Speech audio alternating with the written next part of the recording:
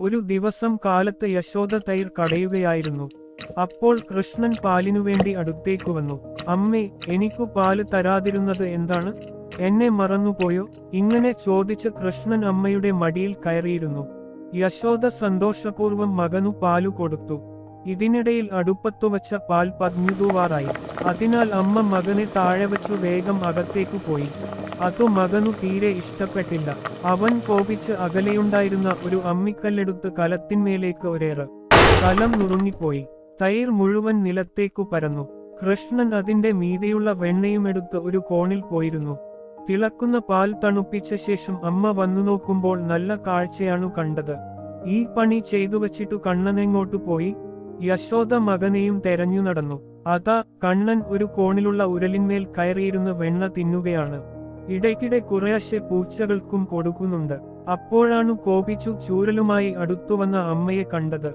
കണ്ണൻ ഉടനെ തന്നെ എഴുന്നേറ്റ് ഓടാൻ തുടങ്ങി. പിന്നാലെ അമ്മയും. കുറച്ചുദൂരം ഓടിയപ്പോൾ കൃഷ്ണൻ അമ്മയുടെ പിടിയിലായി. കോപം മൂത്ത അമ്മ മകനെ അടിക്കാൻ നോക്കി. അപ്പോൾ അവൻ അച്ഛനെ വിളിച്ചു കരയാൻ തുടങ്ങി.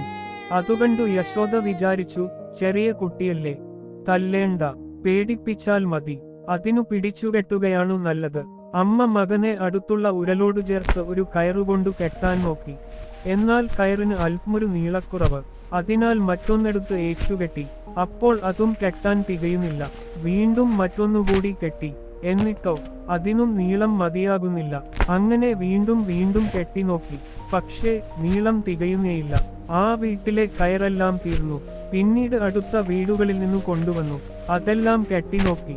എന്നിട്ടും മതിയാകുന്നില്ല. ചുറ്റുമുള്ളവരെല്ലാം ആശ്ചര്യത്തോടെ നോക്കി നിൽക്കുകയാണ്. യശോദക്കാകട്ടെ കൈകാൽ തളർന്നു, ശരീരം ക്ഷീണിച്ചു.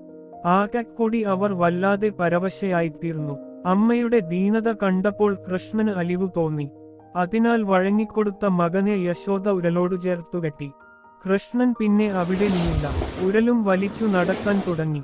കുറെ ദൂരം ചെന്നപ്പോൾ ഇരട്ടയായി നിൽക്കുന്ന രണ്ടു നീർമരുതു മരങ്ങൾ കണ്ടു. ഇവ ശരിക്കുള്ള മരങ്ങളായിരുന്നില്ല. കുബേരന്റെ രണ്ടു പുത്രന്മാർ നാരദ മഹർഷിയുടെ ശാപത്താൽ ഇങ്ങനെ മരങ്ങളായിത്തീർന്നതാണ്.